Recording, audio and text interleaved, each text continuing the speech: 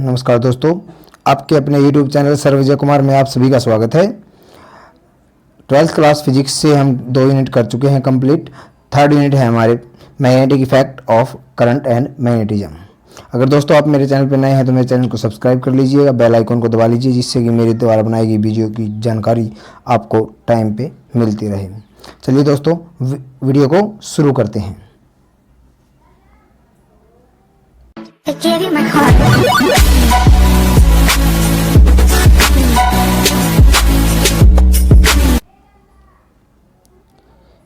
Unit 3rd, magnetic effect of current and magnetism. दोस्तों, ancient time के अंदर magnetic field और करंट के अंदर कोई भी रिलेशन नहीं था, बट बाद में जो है ये रिलेशन डिस्कवर किया गया। उसी के बारे में थोड़ी सी हम इसकी हिस्ट्री पढ़ेंगे। देखिए, magnetic field due to current. Earlier it was thought that there is no connection between electricity and magnetism. Magnetism और इलेक्ट्रिसिटी के बाद में कोई भी आपस में दोनों में कनेक्शन नहीं है, ये शुरुआत में थॉट था। However in the year of 1820 Oersted realized that electricity and magnetism were intimately related, but Oersted ने 1820 के अंदर ये रियलाइज किया कि इन दोनों के बीच में इलेक्ट्रिसिटी और मैग्नेटिज्म में रिलेशन है। He shows experimentally that the electric current through a straight wire causes noticeable deflection of magnetic compass needle held in a wire। उसने ये एक्सपेरिमेंटली से वो किया दोस्तों, इसके आगे भी हम एक्सपेरिमेंट करेंगे। ये an electric current produce magnetic effect in the space around the conductor called strength of magnetic field और सिंपली मैग्नेटिक फील्ड। दोस्तों क्या कह रहा है कि electric current produce a magnetic effect in the space around the conductor. Conductor के around space में क्या करेगा वो electric current magnetic field magnetic effect produce करता है, जिसको हम मैग्नेटिक फील्ड बोलते हैं सिंपली, या magnetic strength of magnetic field बोलते हैं। And the branch of the physics which deals with the magnetism due to electric current is called electromagnetism. जो इलेक्ट्रिक फील्ड के कारण मैग्नेटिक फील्ड हो रहा है, ठीक है, उस प्रोड्यूस, तो उस ब्रांच को जो उसके बारे में स्टडी करेगी उसको हम बोलेंगे इलेक्ट्रोमैग्नेटिज्म। देखो, ओर्स्टेड ने क्या एक्सपेरिमेंट किया, वो एक्सपेरिमेंट हम बताएंगे। ओर्स्टेड एक्सपेरिमेंट, उसने क्या किया, एक कंडक्टर के अंदर से वायर ये के अंदर से करंट फ्लो हो रहा है, और यहाँ पे क्या किया है, कंपास नीडल को रख दिया इसके उसके पास में ही।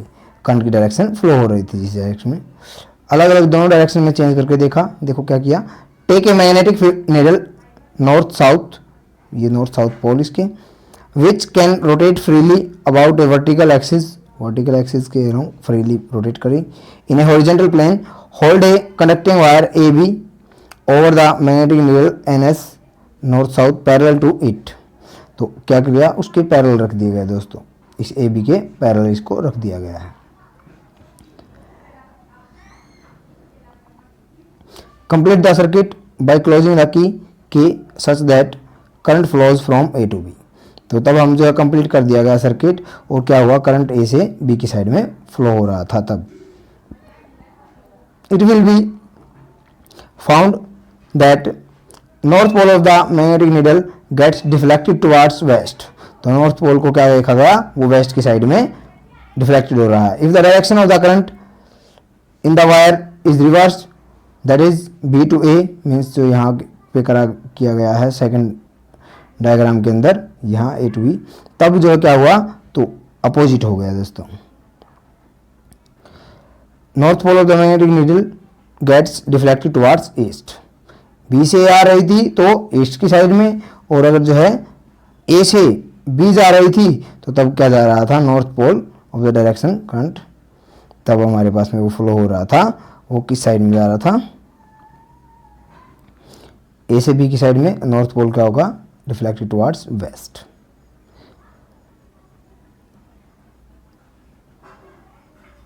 Since the magnetic needle can be deflected only by the interaction of another magnetic field, therefore the current in the wire must be producing a magnetic field in the surrounding space. The direction of deflection of magnetic needle due to current in the wire is given by the ampere swimming rule. तो ampere swimming rule के द्वारा देखो दोस्तों क्या कहा गया है इसके अंदर, जो ये सर्किट इस तरीके से बनाया गया, इसके अंदर एक की ऐड की गई है, तो इसके साथ में पैरेलल में इस वायर के बिल्कुल एक नीडल रख दी गई, कंपास नीडल। अगर मान लिया ए से बी की साइड में करंट फ्लो हो रहा है तो तब क्या हुआ, ये वेस्ट की साइड में नॉर्थ पोल अट्रैक्ट हो गया। और अगर मान लिया इस करंट की डायरेक्शन अपोजिट कर दी तब क्या हुआ, ये ईस्ट की साइड में हो गया। तो ये बताया गया, और इसको हम किस तरीके से शो किया कि जिस डायरेक्शन में करंट फ्लो हो रहा है, इस डायरेक्शन में करंट फ्लो हो रहा है तो उसी डायरेक्शन में अट्रैक्ट भी हो रहा है, ऊपर की साइड में हो रहा है, सीरीज का एक टाइप में। एम्पियर स्विमिंग रूल में बताएंगे कि जिस तरीके से आदमी तैरता है, तैरते हुए इस तरीके से ही उसका सिर ऊपर होता है, जिस डायरेक्शन में करंट फ्लो हो रहा है मतलब पानी की दिशा में, तो उस डायरेक्शन में वो तैर रहा है। तो इसी तरीके से एम्पियर स्विमिंग रूल के अंदर ये बताई गई डायरेक्शन। देखो एम्पियर स्विमिंग रूल क्या कहता है,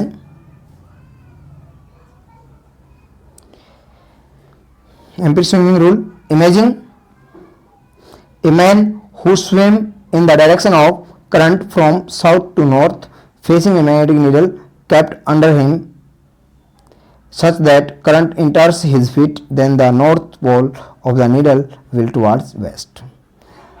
This rule can be recollected with the help of word snow. तो क्या कह रहा है दोस्तों, अगर मान लिया हम जो है ये मान करके चलें कि जो है एक आदमी स्विम कर रहा है करंट की डायरेक्शन में ही, तो तब जो है उसका फेस जो है वो क्या है, मैग्नेटिक नीडल के जिस तरीके पैरेलल रखी थी उसी के अकॉर्डिंग उसकी जो वो पैरेलल में है आदमी, तो kept under the him and such the current इंटर्स his feet. तो हम मान कर कहते हैं कि करंट जो है उसके फीट से, पैर से मतलब उसके पैर से इंटर कर रहा है और सिर की साइड में जा रहा है। तो तब क्या होगा, जो उसकी नॉर्थ पोल होगा वो क्या होगा, वेस्ट की साइड में डिफ्लेक्ट हो जाएगा। और उसको हम किस तरीके से लिख सकते हैं, स्नो वर्ड से लिख सकते हैं। It means current from south to north in a wire over the magnet needle, then the north pole of the needle deflected towards west. Means south to north अगर करंट फ्लो हो रहा है तो deflected होगा towards waste, ये स्नोमर का मतलब है। Next magnetic field, it is the space around the conductor carrying current और space around the magnet in which its magnetic field can be felt. कि ये किसी भी मैग्नेट के अराउंड या करंट कैरिंग कंडक्टर, तो उसके अराउंड भी क्या होगा, मैग्नेटिक फील्ड प्रोड्यूस हुआ। और स्टडी ने बताया तो वो इसके अराउंड जो जहाँ तक हम महसूस कर रहे हैं उसका इफेक्ट, वो क्या कहलाएगा, मैग्नेटिक फील्ड।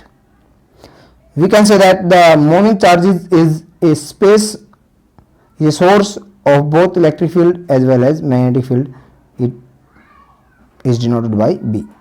तो हम कह सकते हैं कि जो मूविंग चार्जेस सोर्स हैं वही क्या है, इलेक्ट्रिक फील्ड भी उन्हीं के कारण होता है और मैग्नेटिक फील्ड भी उन्हीं के कारण है, जो है मूविंग चार्जेस के कारण हो रहा है। और मैग्नेटिक फील्ड को हम कैपिटल बी से डिनोट करते हैं।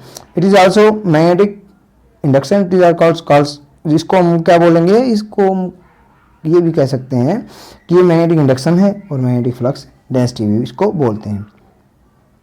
Consider a positive charge Q moving in a uniform magnetic field be with A velocity v, let the angle v and b be theta. हम ये सिचुएशन दोस्तों मान करके चले हैं, जो यहाँ पे डायग्राम बना हुआ है, ये डायरेक्शन v से एक मूव कर रहा है डायरेक्शन में जो है, और हॉरिजॉन्टल के साथ में मैग्नेटिक फील्ड के साथ में ये थीटा एंगल बनाए हुए है, ठीक है। ये हम इसको दो कंपोनेंट के अंदर तोड़ दें, इसको थीटा को, इधर कोस थीटा हो जाएगा, इधर साइन थीटा, तो तब उस केस के अंदर क्या होगा, due to interaction between the magnetic field produced due to moving charges and magnetic field applied, the charge q then experience a force। देखो interaction between the magnetic field और जो मूविंग चार्जेस की वजह से जो इनके बीच में फोर्स जो अप्लाइड होगा वो जो है q जो एक्सपीरियंस करेगा, चार्ज जो एक्सपीरियंस करेगा फोर्स, वो क्या फोर्स होगा, which depends on the factor given below. कौन कौन से फैक्टर पर डिपेंड करता है, magnitude of force F directly proportional to the magnitude of charge, F Q के डायरेक्टली प्रोपोर्शनल होगा। F is directly proportional to the component of velocity acting perpendicular to the direction of magnetic field that is V sine theta. ये perpendicular पे, ठीक है, इस पे we sine theta पे, इस पे डिपेंड करेगा। और directly proportional to the magnetic field applied, B के डायरेक्टली प्रोपोर्शनल होगा। तीनों को मिला लिया जाए दोस्तों तो क्या बन रहा है, फिर directly proportional to Q V B sine theta. तो हम इसको प्रोपोर्शनलिटी के साइन को हटाने के लिए इक्वल में कन्वर्ट करेंगे कोई ना कोई कांस्टेंट। यहाँ पे के क्या है, कांस्टेंट है, जिसको हम प्रोपोर्शनलिटी कांस्टेंट कहेंगे। K is the constant of proportionality, its value is found to be 1। इसकी वैल्यू क्या है, 1 इसकी वैल्यू हो गई। तो क्या आ गया, F is equal to Q V B sine theta. और वी बी साइन थीटा, तो साइन थीटा को हम क्या कर सकते हैं, वेक्टर फॉर्म में लिखेंगे तो क्रॉस प्रोडक्ट। तो वी बी के बीच में क्या हो जाएगी, क्रॉस प्रोडक्ट आ जाएगी। इस तरीके से हम लिख सकते हैं। तो ये क्या आ गया हमारे पास में, force on charge particle when placed in magnetic field. Next है कि डायरेक्शन क्या होगी फोर्स की। देखो direction of force, the direction of force is the direction of cross product of velocity v and magnetic field B, which is perpendicular to the plane containing V and B. It is directed as given by Maxwell corkscrew rule और right hand screw rule. Right hand screw rule के द्वारा दी गई दोस्तों direction, but depend किस पे करेगी, V और B पे डिपेंड करेगी, वेलोसिटी पे और मैग्नेटिक फील्ड पे। राइट हैंड स्क्रू रूल क्या कहता है, if the forward motion of an imaginary right-handed screw is in the direction of the current through a linear conductor, then the direction of rotation of the screw gives the direction of magnetic lines of force around the conductor. देखो दोस्तों इसके अंदर क्या कहा जा रहा है कि ये कह रहा है कि अगर मान लिया हम अपने राइट हैंड को स्क्रू करते हैं तो तब जो है जो उंगलियां होंगी वो क्या होंगी, कर्व होंगी। जिस तरीके से आप डायग्राम के अंदर देख रहे हैं कर्व होंगी जो, तो डायरेक्शन क्या देंगी, वो जो है right hand screw rule and the direction of the current through linear conductor, then the direction of rotation of screw gives the direction of magnetic field of force. ठीक है, और क्या होगा, magnetic field of force B current जो उंगलियां होंगी और अंगूठा जो होगा वो क्या देगा, हमारी फोर्स की डायरेक्शन देगा। नेक्स्ट है डेफिनेशन ऑफ बी। अगर हमारे पास में बी की वैल्यू 1 हो जाए, क्यू की वैल्यू 1 हो जाए, साइन थीटा जो है वो भी 1 हो जाए, साइन थीटा इक्वल टू 1 मतलब थीटा की वैल्यू 90 हो जाए, तो तब क्या हो जाएगा, F is equal to B, means force क्या हो जाएगा, मैग्नेटिक फील्ड के इक्विवेलेंट हो जाएगा। Thus the magnetic field induction at a point in the magnetic field is equal to the force experienced by a unit charge moving with a unit velocity perpendicular to the direction of magnetic field. Perpendicular होगा direction magnetic field के 1 unit मतलब velocity हो जाए और unit ही क्या हो जाए आपके पास में चार्ज हो जाए, तब जो है मैग्नेटिक फील्ड जो होगा वो फोर्स के इक्विवेलेंट हो जाएगा। इसी इक्वेशन के अंदर अगर मान लिया थीटा की वैल्यू हमारी 0 और 180 हो जाती है तो साइन थीटा क्या हो जाएगा, 0। इक्वेशन 1 क्या हो जाएगी, फोर्स भी 0। It means a charge particle moving along और opposite to the direction of magnetic field, तो क्या देगा हमें, वो does not experience any force. Field की डायरेक्शन में और उसके अपोजिट में अगर मूव कर रहा है तो कोई फील्ड, वेलोसिटी 0 हो जाए तो तब भी क्या हो जाएगा, force 0। It means if the charge particle is at rest in a magnetic field it experience no force। Theta अगर 90 हो जाए या 90 लेकर के चले जैसे हम, साइन थीटा की वैल्यू क्या हो जाएगी 1, तो फोर्स क्या हो जाएगा, एफ इज इक्वल टू क्या वी बी, साइन थीटा की वैल्यू 1 हो गई। It means if A charge particle is moving along the line perpendicular to the direction of magnetic field it experience maximum force। यहाँ पे maximum force करता है, नहीं तो 0 आ रहा था हमारे पास में। The direction of the force can also be determined by Fleming left hand rule which can be stated as, direction जो होगी वो फोर्स की किससे डिनोट होती है, फ्लेमिंग लेफ्ट हैंड रूल से, जो कि इस तरीके से है दोस्तों। If we stretch the first finger, central finger and the thumb of left hand mutually perpendicular to each other such that the first finger point to the direction of magnetic field and the central finger points to the direction of electric current, and then the thumb represents the direction of force experienced by the charged particle। देखो दोस्तों, इसके अंदर इस तरीके से दिखाया गया है आपको कि क्या कह रहा है कि अगर हम जो है तीनों उंगलियां, फर्स्ट फिंगर और ये सेकंड फिंगर और थंब को अगर हम स्ट्रेच करें 90 डिग्री पे, तो तब क्या होगा, हमारी जो फर्स्ट फिंगर है वो क्या है, मैग्नेटिक फील्ड की डायरेक्शन दिखाएगी, और जो सेकंड फिंगर है वो क्या होगी, इलेक्ट्रिक फील्ड की या इलेक्ट्रिक करंट की डायरेक्शन दिखाएगी। और तब इस केस के अंदर जो हमारे थंब की डायरेक्शन में होगा फोर्स अप्लाई हो रहा होगा। ये है left hand rule.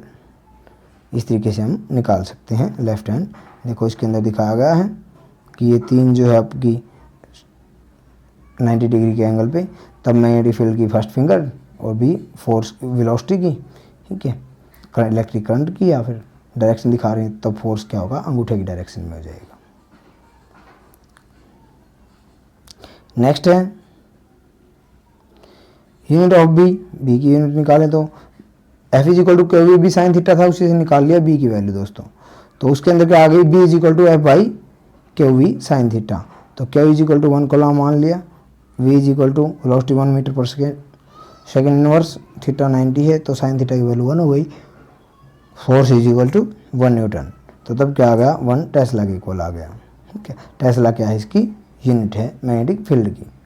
1 Tesla is equal to किसके इक्वल आ गया आपके पास में, 1 न्यूटन फोर्स के लिए, क्यू के लिए कोलॉम, वेलोसिटी के लिए मीटर पर सेकंड। ठीक है, तो ये आ गया आपके पास में। ठीक है, और इसको इस तरीके से लिख सकते हैं आप, 1 न्यूटन 1 एम्पियर पर सेकंड, क्योंकि Q is equal to I T होता है।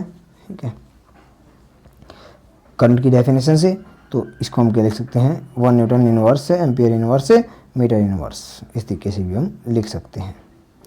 CGS electromagnetic unit of the magnetic field is gauss, जिसको हम G से डिनोट करते हैं, 1 gauss. Dimension of the B, dimension निकाल लीजिए।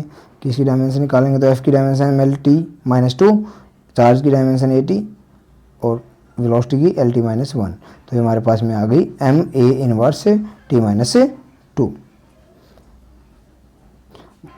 इंपॉर्टेंट लॉ दोस्तों, Biot-Savart law.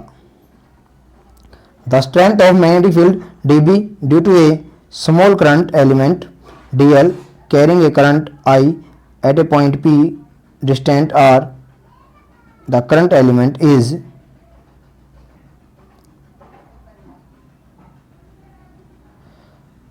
directly proportional to the current dl length sin theta angle and inversely proportional to the square of distance where theta is the angle between DL and R।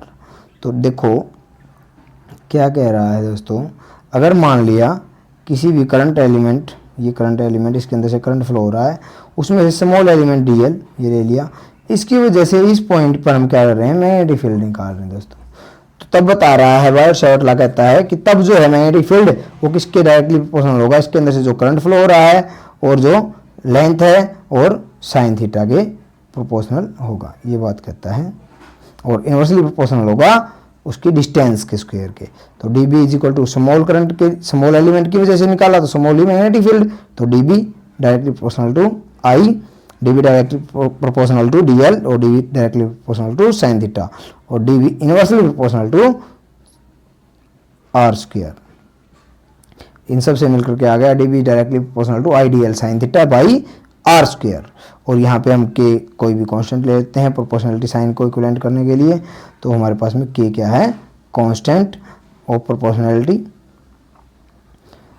In SI unit. K की value क्या होती है, mu naught by 4 pi, mu naught by 4 pi. और CGS के अंदर इसकी value 1 होती है, where mu naught is the absolute magnetic permeability. देखो एब्सोल्यूट परमेबिलिटी ली थी हमने, वहाँ पे जो है एप्सिलॉन नॉट लेते थे, या मैग्नेटिक फील्ड के अंदर म्यू नॉट लेंगे हम फ्री स्पेस में परमेबिलिटी।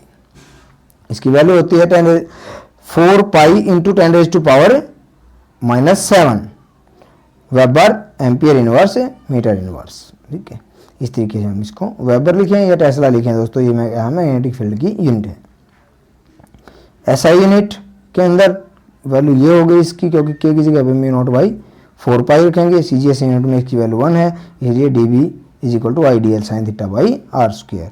और वेक्टर फॉर्म के अंदर लिखना है तो हम इसको साइन थीटा और इसका आर वेक्टर यूनिट वेक्टर लगा करके इस तरीके से हम इसको यहाँ लिख सकते हैं कि dB is equal to mu naught by 4 pi I D L cross vector R और आर क्यूब। इस तरीके से हमारे पास में आ जाएगा स्मॉल मैग्नेटिक फील्ड। नेक्स्ट है दोस्तों, direction of dB is same as that of the dl cross vector R which can be determined by right hand screw rule. ये राइट हैंड स्क्रू रूल के अकॉर्डिंग मैग्नेटिक फील्ड की direction जो है उसके द्वारा ही determine की जाती है दोस्तों। Current element is a vector quantity whose magnitude is the vector product of current and length of the small element having a direction of flow of current।